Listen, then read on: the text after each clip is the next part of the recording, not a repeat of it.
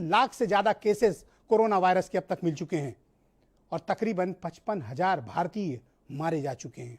और यह वायरस भारत में दिनों दिन मजबूत, ताकतवर, जानलेवा और घातक होता जा रहा है। ये इस कदर घातक है कि उत्तर प्रदेश जैसे राज्यों में इसकी ने स्थिति को बहुत ही खराब कर रखा है। कल की जो रिपोर्ट है वो बताती है कि 68,500 से ज्यादा नए केसेस भारत में डिटेक्ट हुए हैं। यह बताता है कि नए केसेस मिलने के मामले में हम बेहद आगे हैं। यह स्थिति बहनों भाइयों बहुत ही चिंताजनक है। यह स्थिति बहुत ही विस्फोटक है। हम अपने लोगों की जान कैसे बचाएं, यह बेहद इंपॉर्टेंट बात होनी चाहिए। कोरोना किसी को होता है, वो व्यक्ति ठीक हो जाता है, यहां तक तो चलेगा, लेकिन किसी की मौत नहीं होनी चाहिए। लेकिन आप देख रहे हैं कि प्रतिदिन 800, 900, 1,000 लोगों की मौत हो रही है। और इस वायरस को लेकर तमाम राज्यों में जिस प्रकार की अगंभीरता बरती जा रही है वो ज्यादा स्तब्धकारी है, वो ज्यादा चिंताजनक है, वो ज्यादा डराती है। वो बताती है कि हमारे पास किसी भी महामारी से निपटने के लिए प्रॉपर मेडिकल हेल्थ इंफ्रास्ट्रक्चर नहीं है। तो हमें क्या करना चाहिए इसके लिए? क्या मॉडल ऐसा विकसित किया जाए, क्या तरीके ऐसे इजाद किए जाएं ताकि हम कोरोना वायरस की लड़ाई को बहुत बेहतर तरीके से लड़ सकें और अपने भाई बहनों की जान बचा सकें। जो लोग कहते हैं कि सिर्फ 55,000 लोग ही तो मारे गए हैं, उनसे मैं हमेशा सवाल करता हूं कि ये 55,000 कोई आंकड़ा नहीं है। इसमें से किसी का बेटा है, किसी का भाई है, किसी की मां है, किसी का पिता है, किसी की पत्नी है। किसी एक की भी मौत नहीं होनी चाहिए। हमें इस प्रकार का बंदोबस्त करना चाहिए। तो पिछले दिनों दिल्ली मॉडल बड़ी चर्चा में आया। चर्चा में इसलिए आया क्योंकि दिल्ली में एक समय, अब से 1.5 महीने पहले, हालात बहुत खराब हो गए थे। बेड नहीं मिल रही थी, हालात पैनिक हो गए थे, अस्पतालों में लोग मर रहे थे। 8-8, 10-10, 15-15, 20-20 हजार पॉजिटिव केसेस मिल रहे थे। तब लग रहा था कि दिल्ली कैसे संभलेगा। लेकिन दिल्ली ने बहुत पेशेंस के साथ, वैज्ञानिक तरीके से, विज्ञान, डेटा और एक्सपर्ट्स की ओपिनियन के साथ एक हल निकाला। और आज दिल्ली में अगर पूरे भारत में डबल केसेस 28 दिन में हो रहे हैं तो दिल्ली ने वो आंकड़ा 101 दिन में कर दिया है। उनके यहां पॉजिटिविटी रेट कम हुआ है। तो कारण क्या है कि दिल्ली ने यह चमत्कार कैसे किया? हम तमाम विषयों पर बात करेंगे। और आज बहुत ही जाने माने भारत के राजनेता, आम आदमी पार्टी के राष्ट्रीय संयोजक और दिल्ली के मुख्यमंत्री अरविंद केजरीवाल मेरे साथ आज विशेष साक्षात्कार के लिए मौजूद है और मैं उनसे तमाम विषयों पर बात करने जा रहा हूं। अरविंद जी, आपका बहुत बहुत स्वागत और बहुत बहुत धन्यवाद कि आपने भारत समाचार के दर्शकों के लिए अपना कीमती वक्त निकाला। शुक्रिया। तो मेरा पहला सवाल है आपसे अरविंद जी कि जब पूरे देश भर में बहुत पैनिक था, विशेष तौर पर दिल्ली में बहुत पैनिक था, आप देख रहे थे कि अस्पतालों में लोगों को जगह नहीं मिल रही थी, लोगों की मौतें हो रही थी और ये लग रहा था कि दिल्ली में हालात बेकाबू हैं, पर आपने कैसे स्थिति को संभाला और क्या आपने तरीके अपनाए जिसकी वजह से आज दिल्ली में हालात पहले से कहीं ज्यादा बेहतर हैं?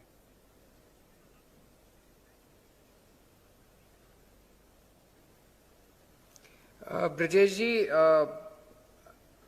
सबसे पहले आपका बहुत बहुत शुक्रिया। आपने अपने चैनल पे मुझे जनता से बात करने का मौका दिया।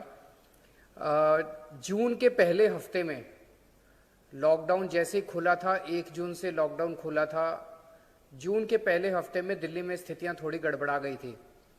उस वक्त फिर हमने पूरे एक कोरोना पेशेंट की जो साइकिल होती है, उस साइकिल को पूरा समझने की कोशिश की।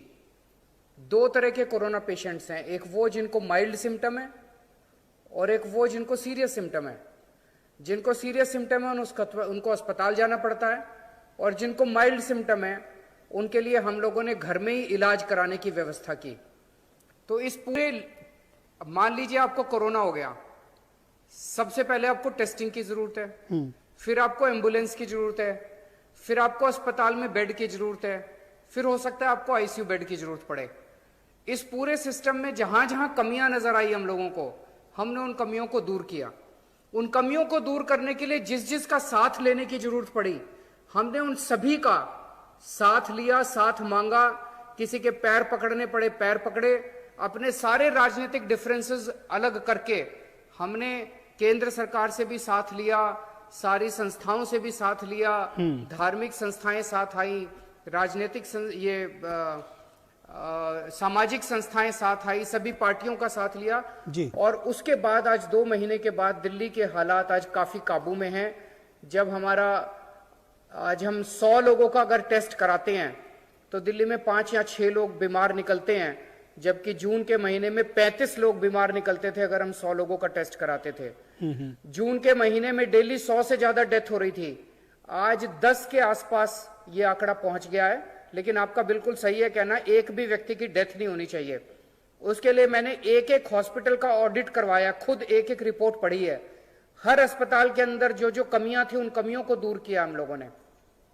तो इस तरह से सबको साथ लेके अपनी कमियों को दूर करके जिन जिन लोगों ने हमारी कमियां निकाली उनका हमने स्वागत किया और उन कमियों को हमने दूर किया। एक बहुत ही महत्वपूर्ण और एक जोखिम भरा फैसला आपने अरविंद जी लिया था, और यह फैसला दुनिया में सिर्फ 2 ही लोगों ने लिया था, न्यूयॉर्क के मेयर और दिल्ली के मुख्यमंत्री अरविंद केजरीवाल ने। होम आइसोलेशन ये एक बहुत ही डेंजरस डिसीजन भी हो सकता था, आपके लिए नुकसानदायक भी हो सकता था, और इस महामारी को बहुत ही व्यापक रूप भी प्रदान कर सकता था।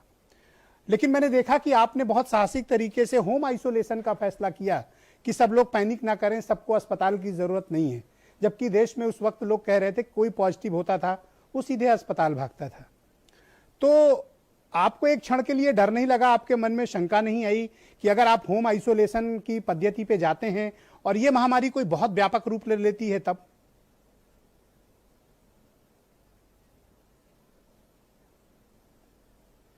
आपकी बात बिल्कुल सही है। एक्चुअली हमने जब पूरे दुनिया के देशों को और बाकी जगहों को स्टडी किया, तो जैसे इटली का उदाहरण लें, फ्रांस का उदाहरण लें, वहां से इस किस्म की खबरें आ रही थी कि लोग सड़कों पे, मरीज सड़कों के ऊपर पड़े हुए हैं, अस्पताल में उनको बेड नहीं मिल रहे, सीरियस मरीज सड़कों पे है। तो जब हमने स्टडी किया पता चला कि जो भी मरीज है, कोरोना अगर हो गया तो उसको अस्पताल ले जा रहे हैं, कोरोना हो गया तो उसको अस्पताल ले जा रहे हैं। तो जो माइल्ड पेशेंट हैं, एसिम्टोमेटिक पेशेंट हैं, जिनको कोई खास लक्षण नहीं है, उन लोगों ने सारे बेड भर दिए। और ये महामारी है, इतने लोग बीमार पड़ रहे हैं कि बेड कम पड़ जाएंगे। तब हमने निर्णय लिया कि घर के अंदर उन लोगों का इलाज होना चाहिए जो कि एसिम्टोमेटिक हैं, जो कि जैसे ब्रजेश जी आपको याद होगा बचपन में सुना करते थे माता हो गई, घर में किसी को माता हो जाती थी, अब वो भी फैलने वाली बीमारी थी। तो मेरे को याद है मम्मी घर में एक कमरे के अंदर उसका इलाज करवाया करते थे, उसी के कमरे में उसको खाना दे देते थे। तो घर के अंदर होम आइसोलेशन काफी अच्छा, पूरा परिवार उसका अच्छे से ख्याल रखता है, उसको अलग से ट्रीटमेंट देता है। हमने ये किया कि अपनी जिम्मेदारी से नहीं भागे। हमने ये नहीं कहा भाई तुमको माइल्ड वो है तो हम तुमको अपनी जिम्मेदारी से हाथ धो रहे हैं। जितने लोग होम आइसोलेशन में थे, हमने सरकारी डॉक्टरों की टीम बनाई, वो डेली सुबह शाम उनको फोन करते थे कि भाई तुम्हारी हालचाल ठीक है, तुम्हारा बट लेकिन अरविंद जी एक बड़ा रिस्क था, ये एक बड़ा रिस्क था, सारे पैरामीटर उनसे पूछते थे, ये नुकसान भी कर सकता था। रिस्क, उनको फोन नंबर दे दिया हमने। इसीलिए 2 चीजें करी हमने, एक तो उनको फोन नंबर दे दिया कि जरा से भी अनइजीनेस हो इस नंबर पे फोन कर देना, आपको अस्पताल ले जाएंगे। और दूसरा उनको ऑक्सीमीटर दे दिया।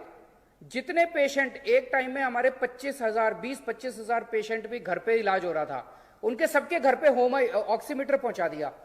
ऑक्सीमीटर से वो 2-2 घंटे में अपनी ऑक्सीजन नापता रहता था, और उसे अगर ऑक्सीजन कम हो जाए तो उसे तुरंत अस्पताल ले जाते थे। आपको जान के ताज्जुब होगा ब्रजेश जी, 15 जुलाई के बाद से दिल्ली में 1 महीने 1.25 महीने में एक भी डेथ नहीं हुई है, होम आइसोलेशन में एक भी डेथ नहीं हुई है। मेरा दूसरा आपसे सवाल यह है कि आप देख रहे होंगे कि पूरे देश भर में वायरस बहुत तेजी से फैल रहा है, बहुत ताकतवर तरीके से फैल रहा है, तबाही के हालात ला रहा है। 800, 900, 1000 मौतें होना मतलब उतने परिवारों का उजड़ जाना होता है। हम रोक नहीं पा रहे हैं। भारत में 29 लाख केसेस के ऊपर चले गए हैं।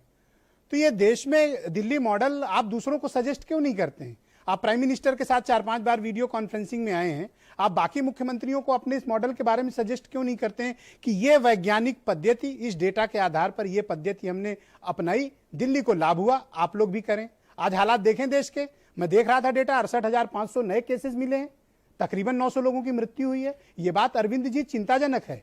आप दिल्ली के ही मुख्यमंत्री नहीं, देश के नेता हैं, और आपका कर्तव्य बनता है कि आप देश को बताएं। ये मैं पूरी तरह से सहमत हूं। अगर कोई भी हमसे किसी भी तरह की मदद मांगेगा, हम उनकी मदद करने के लिए तैयार हैं। मेरा अपना ये मानना है कि हर राज्य की अपनी अलग अलग परिस्थितियां हैं। सारी सरकारें अच्छा काम कर रही हैं, अपने अपने तरीके से काम कर रही हैं। जी। जबरदस्ती जानबूझ के मेरा कहीं भी हस्तक्षेप करना सही नहीं है, लेकिन अगर कोई भी किसी भी तरह की मदद मांगेगा, हम उनकी मदद करने के लिए तैयार हैं। आज रोज देश भर में 60,000 से ज्यादा केसेस आ रहे हैं, लगभग 800, 900, 1000 के करीब मौत हो रही हैं। इससे मुझे भी काफी चिंता है, और ज्यादा चिंता इस बात की है कि ये कोरोना धीरे धीरे अगर गांव गांव में फैल गया तो आप देख सकते हैं कि 70 साल में सबसे बड़ी भूल हमारे देश ने यह की कि हमने अपनी स्वास्थ्य सेवाओं को, डिस्पेंसरी को, प्राइमरी हेल्थ सेंटर को, इन चीजों को स्ट्रेंथन नहीं किया। आज अगर ये गांव गांव के अंदर फैल गया तो हमारे पास स्वास्थ्य सेवाएं नहीं है, पता नहीं कितनी मौत हो जाएंगी। तो सबसे जरूरी इस टाइम आपने शुरू में जो बोला वो है, अगर आपको कोरोना हो जाए और आपको ठीक हो जाए तो ठीक है, मौत नहीं होनी चाहिए। एक भी जिंदगी जानी नहीं चाहिए। हर व्यक्ति इंपॉर्टेंट है अपने लिए जी। तो मैं 2-3 चीजें आपके चैनल के जरिए सुझाव देना चाहूंगा, क्योंकि अगर ये बहुत ज्यादा फैल जाता है तो चाहे जितने मर्जी हॉस्पिटल हो, हॉस्पिटल कम पड़ जाएंगे। दिल्ली ने होम आइसोलेशन का मॉडल दिया है। अभी भी मैं देख रहा हूं कि कई राज्य सरकारें कागजों में होम आइसोलेशन कर दिया, लेकिन इफेक्टिव तरीके से होम आइसोलेशन नहीं किया। होम आइसोलेशन करना बहुत जरूरी है। अगर आप होम आइसोलेशन करते हैं, कई राज्यों के अंदर क्या है, आप पॉजिटिव हुए आपको पकड़ के क्वारंटाइन सेंटर में डाल देते हैं। आप पॉजिटिव हुए आपको पकड़ के क्वारंटाइन सेंटर में डाल देते हैं। लोग क्वारंटाइन सेंटर नहीं जाना चाहते, लोग डरते हैं, तो इसीलिए लोग टेस्टिंग नहीं करा रहे। और अगर टेस्टिंग नहीं होगी तो पता नहीं चलेगा वो आदमी कोरोना लेके घूम रहा है, फैला रहा है कोरोना, और पता नहीं कितने लोगों में फैला देगा। तो सबसे जरूरी है कि हम उसको ये आश्वासन दें कि तेरा घर में इलाज करेंगे, चिंता मत कर। तो लोग खूब टेस्टिंग कराते हैं। दूसरा, अगर घर के अंदर इलाज हो जाए तो उसके बाद आपके हॉस्पिटल के बेड कम ऑक्यूपाई होते हैं, हॉस्पिटल के बेड खाली हो जाते हैं, वहां सीरियस मरीजों का इलाज हो सकता है। दूसरी चीज मैं ये कहना चाहता हूं कि गांव गांव के अंदर सरकारों को ऑक्सीमीटर पहुंचा देना चाहिए। पंचायत के अंदर 10-12 ऑक्सीमीटर रख दें, पर हर पंचायत के अंदर 10-12 ऑक्सीजन का सिलेंडर रख दें। उस गांव के अंदर अगर किसी को भी खांसी हो, बुखार हो, सांस लेने में तकलीफ हो, तुरंत पंचायत में जाके अपनी चेकिंग करा ले। अगर उसकी ऑक्सीजन कम है तो वो वहीं पे पंचायत में उसको ऑक्सीजन सिलेंडर से ऑक्सीजन दे दिया जाए। उससे क्या होगा कि गांव गांव के अंदर आप कोरोना से डील करने के लिए एक मशीनरी खड़ी कर देंगे। फिर अगर कोई सीरियस मरीज होगा तो एम्बुलेंस बुला के जिला अस्पताल के अंदर उसको शिफ्ट किया जा सकता है। हमको अब अपने गांव गांव के लेवल पे, कस्बे के लेवल पे अपने को कोरोना से डील करने का अपनी तैयारी करनी पड़ेगी, क्योंकि अस्पतालों की पूरे देश के अंदर बहुत ज्यादा कमी है। मेरा एक सवाल है, आपने कोरोना से कैसे लड़ा, उस पर जीत भी हासिल की, एक प्रभावी नियंत्रण स्थापित किया। उत्तर प्रदेश में हमारे पास एक टीम 11 है जो कोरोना वायरस के नियंत्रण में लगी हुई है। आपके पास भी कोई टीम 11 है क्या, कुछ इस तरह की?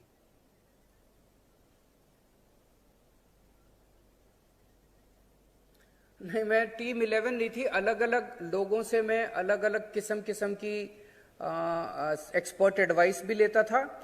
और फिर जैसा मैंने कहा कि हमने पूरे सिस्टम को स्टडी किया, पता चला कि एम्बुलेंस की कमियां हैं, हमने नई एम्बुलेंस हायर की।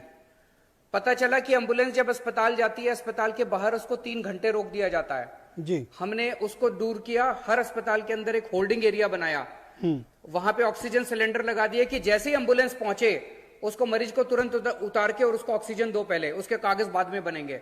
तो पूरे सिस्टम को स्टडी करने के बाद हम लोगों ने जितनी सिस्टम के अंदर कमियां थी, उन एक एक कमियों को हम दूर करते गए। अरविंद जी, मैं आपको कुछ सजेस्ट करना चाहता हूं। सजेस्ट ये करना चाहता हूं कि जो कुछ भी दिल्ली मॉडल है जिसकी हम आप चर्चा कर रहे हैं और जिसके बारे में आप बता रहे हैं, और आपने प्रभावी नियंत्रण स्थापित करके दुनिया में एक उदाहरण भी प्रस्तुत किया, अगर आपके दिल्ली मॉडल कोई नहीं अपनाना चाहता है या कोई नहीं लेना चाहता है, आपको भी ये लगता है कि मुझे हस्तक्षेप नहीं करना चाहिए, तो मैं आपको सलाह दूंगा कि उसको आप पब्लिक डोमेन में डाल दीजिए।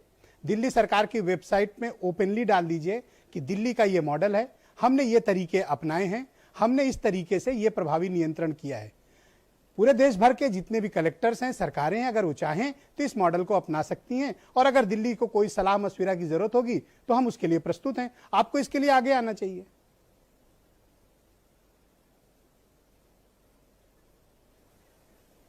ये कर सकते हैं, ये अच्छा आइडिया है। मैंने अपनी तरफ से तो खूब मीडिया में इंटरव्यू देके और मीडिया के जरिए अपनी बात पहुंचाने की कोशिश की है, लेकिन आपका बिल्कुल सही है कि हमने छोटे बड़े जितने कदम उठाए सबको अगर हम लिख के और पब्लिक कर दें तो वो लोग अपने आप पढ़ के उसका फायदा उठा सकते हैं। हाँ। कई बार ये हो सकता है कि राजनीतिक कारणों की वजह से कोई हमारे पास ना आए, हमसे सलाह ना मांगे, लेकिन वो पढ़ने के बाद पढ़ के अपने आप उनको लागू कर सकता है। इसको हम जरूर लागू करेंगे, क्योंकि हमारे आपके लिए देश जरूरी है ना। राजनीति तो होती रहेगी, पक्ष विपक्ष चलता रहेगा, पार्टियां बनेंगी बिगड़ेंगी, सरकार आएगी जाएगी, लेकिन इस देश के लोग रहने चाहिए, देश रहना चाहिए। हमारी आपकी प्राथमिकता ये है। मैं कुछ राजनीतिक सवाल आपसे करना चाहता हूं। कोरोना पर हमने विस्तार से चर्चा कर ली। कल मैं आपका एक इंटरव्यू देख रहा था और आज अखबारों में भी मैंने पढ़ा है कि अरविंद केजरीवाल और आम आदमी पार्टी पहाड़ की तरफ जा रहे हैं। तो ऐसा फैसला आप क्यों कर रहे हैं? क्योंकि वहां तो आपके पास एक ग्राम प्रधान, एक पार्षद तक नहीं है, उसके बावजूद आप 70 सीट पे लड़ने का जोखिम लेने जा रहे हैं पहाड़ में, क्यों? –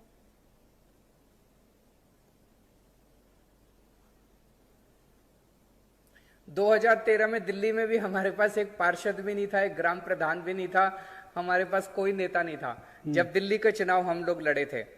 तो अभी पिछले 3-4 महीने में क्या हुआ, दिल्ली के अंदर उत्तराखंड के बहुत लोग रहते हैं, पहाड़ों के बहुत लोग रहते हैं, और इनमें से कई लोग मेरे पास आए और उन्होंने कहा जी आपको उत्तराखंड के चुनाव लड़ने चाहिए। और उत्तराखंड में जैसे आपने दिल्ली में स्कूल, अस्पताल, बिजली, पानी, सड़कें, नालियां, गलियां ठीक कर दी, ऐसे ही उत्तराखंड में भी हम चाहते हैं कि विकास हो। तो मैंने उनसे पूछा कि उत्तराखंड में हम चुनाव कैसे लड़ेंगे? क्या उत्तराखंड के लोगों को दिल्ली के विकास के बारे में पता है? क्या उत्तराखंड के लोग चाहते हैं कि हम चुनाव लड़ें? तो उन्होंने कहा जी दिल्ली के अंदर उत्तराखंड के बहुत लोग रहते हैं और ये अपने गांव आते जाते रहते हैं, और इन लोगों के जरिए उत्तराखंड में बहुत आम आदमी पार्टी की चर्चा हो रही है और आम आदमी पार्टी के काम के बारे में फैल गया है। जैसे एक व्यक्ति आया, उसने बताया उसकी बेटी के 93% नंबर आए हैं, सरकारी स्कूल में पढ़ती है दिल्ली में। ब्रजेश जी, पता नहीं आपको पता है यानी कि दिल्ली के सरकारी स्कूलों में इस बार 98% नतीजे आए हैं। जी पता है मुझे। पूरे भारत के इतिहास में आज तक कभी भी 98% नतीजे सरकारी स्कूलों के नहीं आए जी। तो वो उन्होंने कहा कि ऐसा विकास उत्तराखंड में, शुक्रिया, उन्होंने कहा कि ऐसा विकास उत्तराखंड में भी होना चाहिए। तो हमने एक सर्वे कराया। सर्वे में उत्तराखंड के लोगों से यही पूछा कि क्या आम आदमी पार्टी को उत्तराखंड में चुनाव लड़ने चाहिए? तो 62% लोगों ने कहा कि उत्तराखंड के अंदर आम आदमी पार्टी को चुनाव लड़ने चाहिए।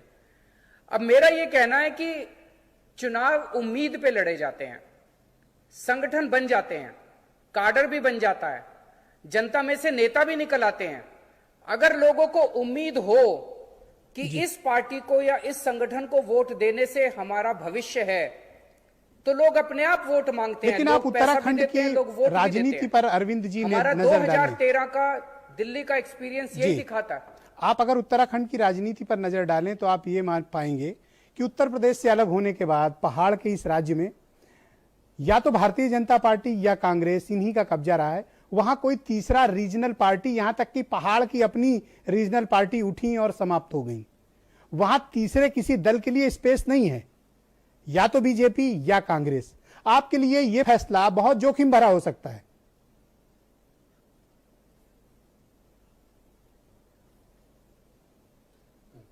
मैं आपसे पूछना चाहता हूं, आपका तो चैनल उत्तराखंड में भी चलता है बहुत अच्छा, उत्तर प्रदेश में भी चलता है, इस पूरे नॉर्दर्न इंडिया में चलता है।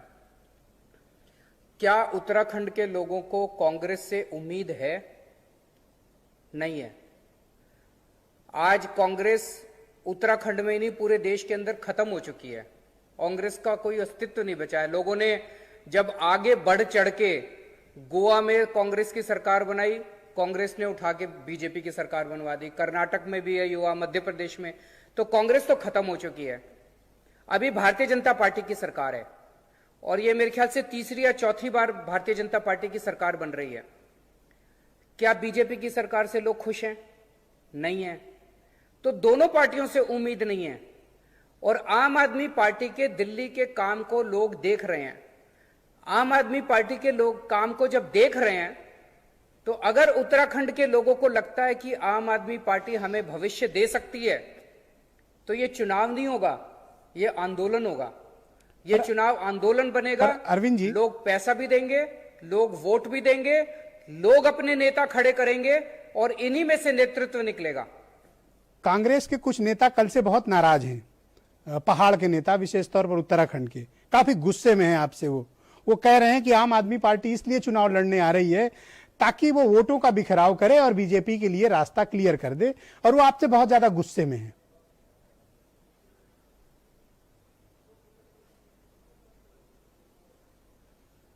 कांग्रेस के नेताओं को उत्तराखंड के लिए काम करना चाहिए, उत्तराखंड के लोगों के लिए काम करना चाहिए। अगर वो उत्तराखंड के लोगों के लिए काम करेंगे, अगर वो उनके भविष्य की आशा बनेंगे, तो लोग उन्हें चूज कर लेंगे। अगर हम लोगों के भविष्य की आशा बनेंगे तो लोग हमें वोट देंगे। चीफ वो मिनिस्टर, हमें गाली देने की बजाय उनको उत्तराखंड के लोगों के लिए काम करना चाहिए।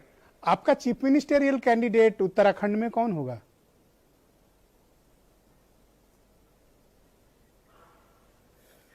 अभी तो शुरू किया है, अभी तो ऐलान किया है, वो भी आ जाएंगे। जनता निकालेगी, जनता के बीच में से कोई सीएम बनेगा। मेरे को कौन जानता था ब्रजेश जी थोड़े दिन पहले तक? जी, इस देश में कौन जानता था कौन केजरीवाल है? पिछले 7-8 साल के अंदर ही लोगों ने प्यार दिया, लोगों ने विश्वास दिया, और लोगों में से मेरे तो दादा, परदादा, बाप दादा कोई कभी राजनीति में आए नहीं। हम लोग तो कभी चुनाव लड़े ही नहीं। जी। तो जनता ही बनाएगी अपने नेता। अच्छा, एक सवाल और जब है। पुराने नेता लोगों को धोखा देने लगते हैं, जी, जब पुरानी पार्टियां लोगों के साथ चोरी करने लगती है, जब पुरानी पार्टियां और पुराने नेताओं पे से लोगों का भरोसा उठ जाता है, तो लोगों के अंदर से नेतृत्व निकलता है। अच्छा, एक इंपॉर्टेंट मसला ये है कि आप लगातार चुनाव जीतते जा रहे हैं, उस पार्टी से जीत रहे हैं जिसको कोई हरा नहीं पाता है। भारतीय जनता पार्टी को आप हरा के लगातार दिल्ली में चुनाव जीत रहे हैं, और सामान्य नहीं, बहुत मैसिव लैंडस्लाइड विक्ट्री कि दूसरे के लिए जगह नहीं मिलती है, उनके नेताओं को भागना पड़ता है। तो लेकिन उसके बावजूद इस देश में आपको विपक्ष के नेता के तौर पर मान्यता नहीं है। कांग्रेस ही लार्जेस्ट अपोजिशन है। तो अरविंद केजरीवाल को राष्ट्रीय राजनीति में वो स्थान, वो मुकाम नहीं मिल पा रहा है। अफसोस होता है आपको इस बात पे?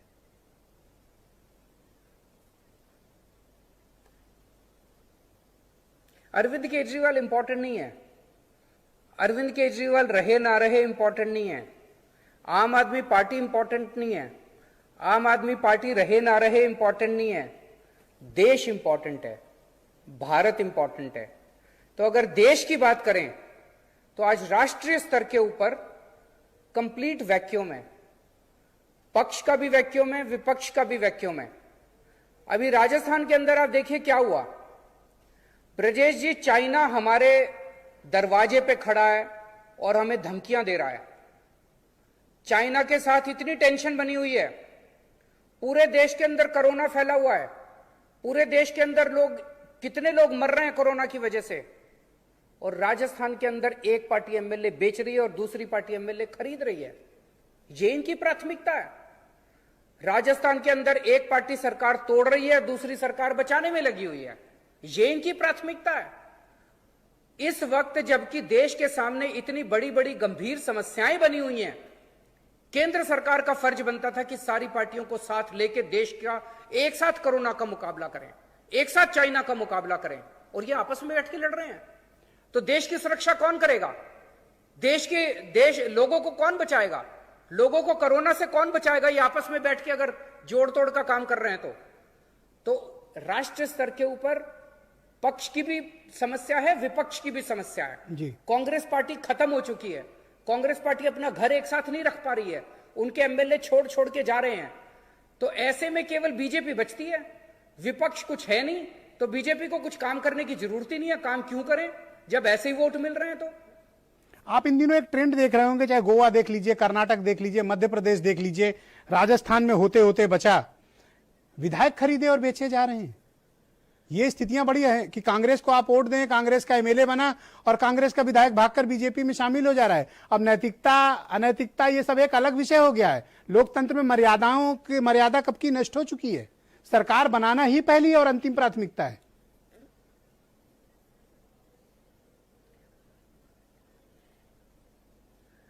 ये बड़ा दुर्भाग्यपूर्ण है। ऐसा लगता है जैसे मंडी लग गई है एमएलए की, विधायकों की मंडी लगी हुई है।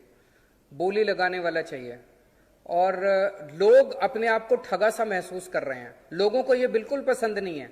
लोग अपने आप को ठगा सा महसूस कर रहे हैं कि हमने तो कांग्रेस को फ्री में वोट दिया और कांग्रेस ने आगे हमारा वोट बेच लिया, एमएलए ने हमारा वोट बेच लिया, तो लोगों के साथ तो धोखा हो गया। मान लीजिए जैसे मध्य प्रदेश के अंदर लोग बीजेपी से नाराज थे, लोग बीजेपी से गुस्सा थे, उन्होंने कांग्रेस को वोट दिया और कांग्रेस वाले जाके बीजेपी में शामिल हो गए, लोगों के साथ तो धोखा हो गया। गोवा के अंदर लोगों के साथ तो 17 एमएलए गोवा के अंदर कांग्रेस के थे और 12 एमएलए बीजेपी के थे और सरकार बीजेपी की बन गई। तो इस तरह से ये तो सही नहीं है। ये वैक्यूम पूरा करना बहुत जरूरी है राष्ट्रीय स्तर के ऊपर। पक्ष और विपक्ष दोनों का वैक्यूम है। दोनों ने देश के लोगों के साथ खुलेआम दोनों पार्टियां धोखा कर रही हैं, दोनों पार्टियां खुलेआम अनैतिकता कर रही हैं। लोगों के पास चारा नहीं है। लेकिन ब्रजेश जी, 130 करोड़ लोगों का देश है हमारा भारत देश, महान देश है।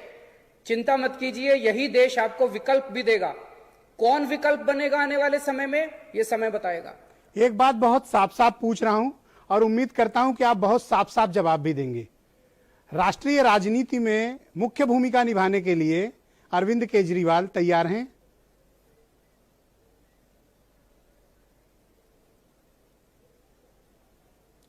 मैंने जैसे आपको बताया ब्रजेश जी, अरविंद केजरीवाल इंपॉर्टेंट नहीं है।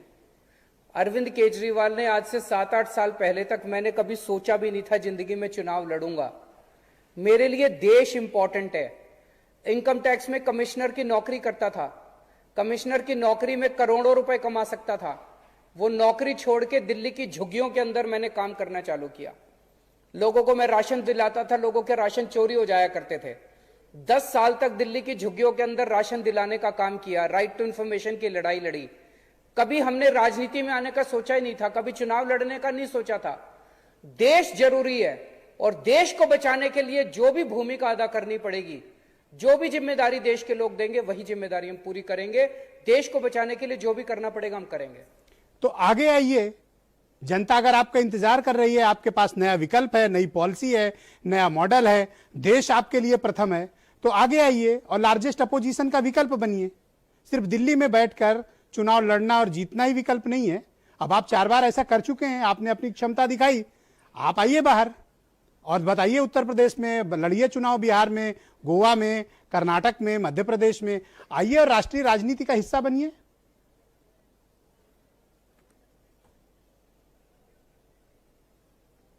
देखिए, पिछले 5 साल के अंदर सबसे पहले तो दिल्ली के लोगों ने इस देश को एक नई किस्म की राजनीति दी। 2013 में दिल्ली में 2 सबसे बड़ी पार्टियां थी, बीजेपी और कांग्रेस। इन्हीं का राज चलता था जैसे पूरे देश के अंदर है, और दोनों में बड़ी अच्छी सेटिंग थी। 5 साल तुम चलाओ, लूटो, 5 साल हम लूटेंगे, फिर 5 साल तुम लूटो, फिर 5 साल हम लूटेंगे। एक नई पार्टी आई, आम आदमी पार्टी। किसी ने सोचा नहीं था कि इसकी, उस टाइम सब सारे पत्रकार कहते थे इनकी सबकी जमानत जब्त होगी, और दिल्ली के लोगों ने कमाल करके दिखा दिया। पहली बार में ही लोगों ने इनकी सरकार बना दी आम आदमी पार्टी की। और पिछले 5 साल के अंदर जो काम दिल्ली के अंदर हुआ है, जिस दिल्ली मॉडल की चर्चा हो रही है, आज इस काम की चर्चा पूरे देश के अंदर हो रही है। पूरे देश का एक एक आदमी आम आदमी पार्टी की सरकार की इज्जत करता है, आम आदमी पार्टी से प्यार करता है। हमारी पार्टी में लेकिन संगठन की कमी है। पूरे देश के अंदर अब जा रहे हैं और लोगों को हम कह रहे हैं कि 70 साल से तुमको जानबूझ के गरीब रखा गया, 70 साल से इस देश को जानबूझ के अशिक्षित रखा गया, 70 साल से इस देश को जानबूझ के पिछड़ा रखा गया। अगर 5 साल के अंदर दिल्ली के स्कूल बदल सकते हैं तो 70 साल में देश के स्कूल क्यों नहीं बदले? अगर 5 साल के दिल्ली के अस्पताल बदल सकते हैं तो 70 साल में देश के अस्पताल क्यों नहीं बदले? अगर 5 साल में दिल्ली को 24 घंटे बिजली मिल सकती है और मुफ्त बिजली मिल सकती है, तो बाकी देश को भी मिल सकती है 24 घंटे बिजली। तो ये उम्मीद देश को दे रहे हैं। पूरे देश के अंदर हम घूम रहे हैं, लोगों को कह रहे हैं कि हो तो सकता है। निराशा से बाहर निकलो और सब लोग इकट्ठे हो जाओ। और ब्रजेश जी, देश को पार्टियां नहीं बदलती, देश को नेता नहीं बदलते, देश की जनता बदलती है। जिस दिन इस देश की जनता खड़ी हो गई, आप देखेंगे बहुत बड़ा बदलाव आएगा। हमारा काम देश की जनता को जागरूक करना, और वो जागरूक कर रहे हैं हम लोग। मैं आपको चुनौती देता हूं कि आप आइए और राष्ट्रीय राजनीति का हिस्सा बनिए।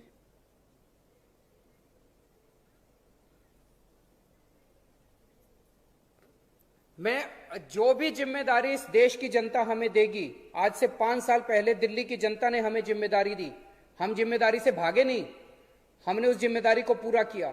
जो भी जिम्मेदारी देश की जनता हमें देगी, अब उत्तराखंड में हमने सर्वे कराया, 62% लोगों ने कहा कि केजरीवाल जी चुनाव लड़िए, हम चुनाव लड़ रहे हैं। जहां जहां देश की जनता हमें जिम्मेदारी देगी, हमें काम देगी, हम अपनी जिम्मेदारी पूरी करेंगे। दो और सवाल है मेरे पास आपके लिए। ये बात स्पष्ट हो चुकी है और इस बात के प्रमाण भी मौजूद हैं कि चीन की घुसपैठ भारत में बड़े व्यापक पैमाने पर है और ये मई से चली आ रही है और अब हम अगस्त के लास्ट में हैं। अभी कुछ दिनों के बाद जब सर्दियां शुरू हो जाएंगी तो उस इलाके में किसी भी प्रकार का मूवमेंट नहीं हो सकता और चीन हमारी सीमा के भीतर घुसा हुआ है, हमारी बड़े पैमाने पर जमीन कब्जा कर रखी है, लेकिन हम उसको जवाब कैसे दे रहे हैं ये कोई नहीं जानता। आपने कभी पूछा, सरकारों से बात की, आम आदमी पार्टी का क्या व्यू है? हमारी 1 इंच जमीन भी दुश्मन के हाथ नहीं जानी चाहिए, हमने ये संकल्प लेना है।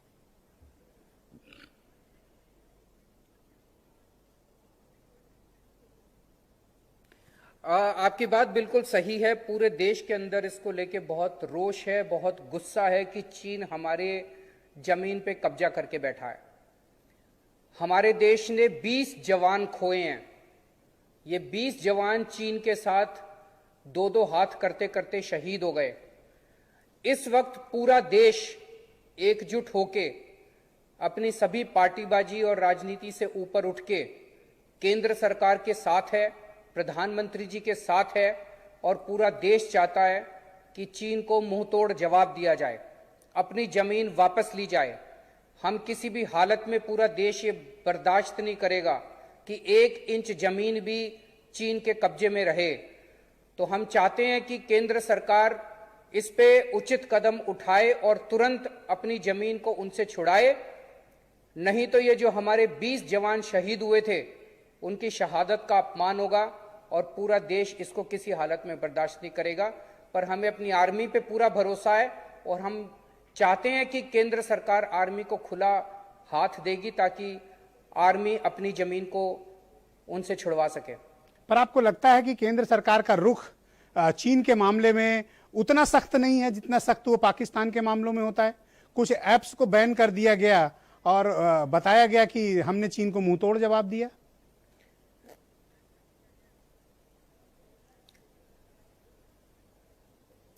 ब्रजेश जी, ये समय नहीं है एक दूसरे की कमियां निकालने का जी।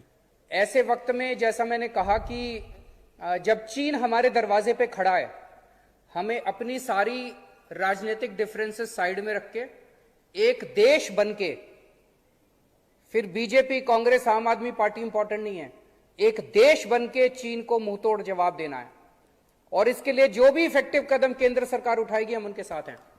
अच्छा, जैसा कदम आपने उत्तराखंड में उठाया, उत्तर प्रदेश को लेकर आपकी क्या प्लानिंग है? उत्तर प्रदेश के बारे में आप क्या सोचते हैं, क्या धारणा रखते हैं? लार्जेस्ट पॉपुलेशन का स्टेट है, पॉलिटिकली मोस्ट पावरफुल स्टेट है, उत्तर प्रदेश से ही देश की राजनीति तय होती है। क्या आपका विजन और प्लान है उत्तर प्रदेश को लेकर?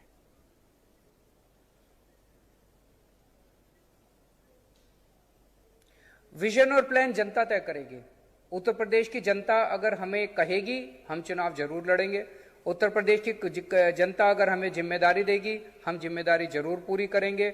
समय आने पे उत्तर प्रदेश की जनता से भी हम पूछेंगे कि वो क्या चाहते हैं। जो उत्तर प्रदेश की जनता आदेश देगी वो आदेश सर माथे पे। तो उत्तर प्रदेश का वर्तमान जो राजनीतिक सामाजिक माहौल है अरविंद जी, मैं महसूस कर रहा हूं कि आप संभल कर बोल रहे हैं उत्तर प्रदेश के बारे में, पर जो वर्तमान राजनीतिक माहौल है उत्तर प्रदेश का, उसके बारे में अरविंद केजरीवाल, आम आदमी पार्टी के राष्ट्रीय संयोजक, एक मुख्यमंत्री नहीं, एक पॉलिटिशियन के नाते आप उत्तर प्रदेश के वर्तमान राजनीतिक माहौल पर क्या राय रखते हैं?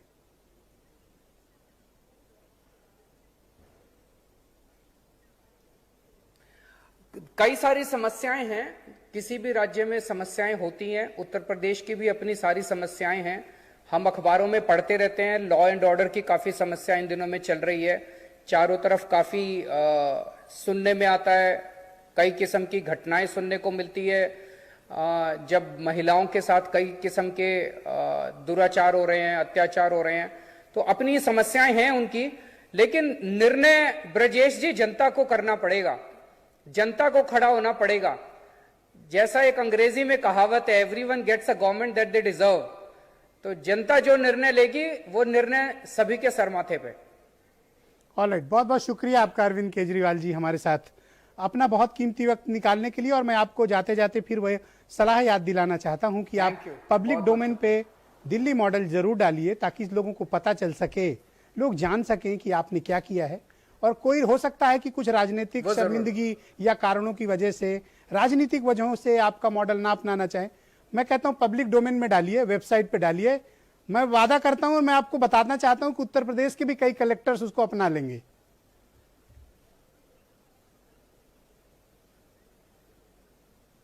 ठीक है, पक्का डालेंगे, अगले ही कुछ दिनों में डाल देंगे। ऑलराइट अरविंद जी, बहुत बहुत शुक्रिया और बहुत बहुत धन्यवाद आपका, हमारे लिए अपना बहुत कीमती वक्त आपने निकाला। तो अरविंद केजरीवाल दिल्ली के मुख्यमंत्री, आम आदमी पार्टी के राष्ट्रीय संयोजक।